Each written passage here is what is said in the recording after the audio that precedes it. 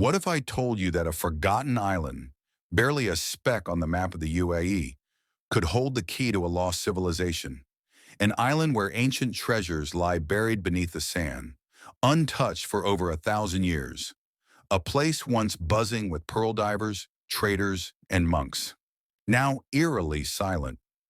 This isn't some myth or legend. This is Siniyah Island. And the truth that's starting to surface might just change everything we thought we knew about the Arabian Gulf. Just off the coast of Al Quwain lies a stretch of land that most people in the UAE have never even heard of, Siniyah Island, or as it's known in Arabic, Jazarat, as Siniya. Its name translates to flashing lights, believed to reference the brutal, sun-drenched heat that beats down on its barren surface. At first glance, it looks like nothing more than a desolate patch of earth, but that couldn't be further from the truth. Beneath its windswept sands, archaeologists have uncovered ruins that tell a completely different story, one of wealth, faith, and possibly even lost power. What researchers found here was shocking. The oldest known pearl fishing town in the Persian Gulf. This wasn't just a village, it was a thriving hub of commerce. Long before oil defined the Emirates, it was pearls that made the Gulf region wealthy. And Siniya, it seems, may have been at the very heart of it. Ancient tools, building foundations, and remnants of pearl diving gear have all surfaced here, pointing to a time when Siniya was alive with activity. Boats likely came in from all over the region. Merchants traded goods, divers risked their lives daily, and fortunes were made, or lost, at sea. But that's not the only secret Siniya has been keeping.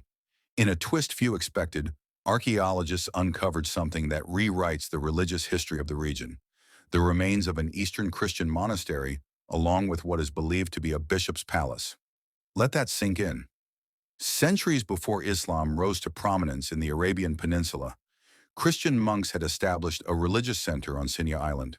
It was peaceful, structured, and significant enough to house a bishop, something that suggests this wasn't just an isolated outpost. It's a chilling contrast to the island's current isolation. And it raises an even bigger question. Why was such a powerful community completely wiped from memory? There's a theory now gaining traction, and it's turning heads in academic circles. Researchers believe that Siniyah Island may actually be the lost heart of the ancient region known as Tuam or Tawam.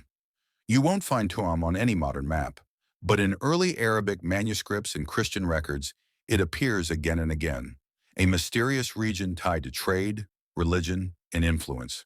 Its exact location was unknown until now. With its combination of Christian relics and ancient trade ruins, Siniya fits the profile perfectly. Could this windswept island really be the missing piece of the Tuam puzzle? Many experts say yes, and the implications are massive. What's been unearthed so far is just the beginning. Ongoing excavations are revealing more every month. Stone walls buried beneath dunes, pottery from ancient trade routes, and rare artifacts that hint at connections stretching as far as India and the Levant. And here's the wild part. Researchers say they've only uncovered a small fraction of what's really there.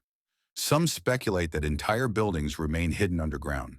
Others believe that Siniya might have been part of a larger coastal network, one that completely redefines early Gulf civilization.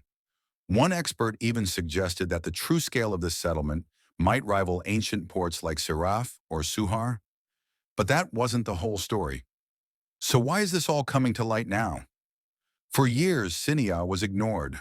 Too hot, too remote, too barren to bother with. But in recent years, the UAE has ramped up its focus on heritage, especially as tourism expands beyond Dubai and Abu Dhabi. With archaeologists being granted access to rarely touched sites, Siniya became a priority. And then, the discoveries started rolling in. At the same time, multi-million dirham real estate projects began sprouting nearby. Resorts, beachfront villas, and ecotourism ventures are being planned just across the water. That's when developers, tourists, and the international press began paying attention. Siniya was no longer forgotten. It was becoming the most mysterious plot of land in the entire country. Now the big question is, what happens next? The UAE faces a challenge: how to preserve this historic site while also opening it to the world. There's talk of building a heritage village, establishing a museum, or even creating virtual tours that let visitors explore the ruins without damaging them. But with rising land value and rapid development in the region, it's a race against time. Will the ancient town of Tuam be protected or paved over? That decision could shape how future generations remember this land. For now, Siniyah Island remains quiet.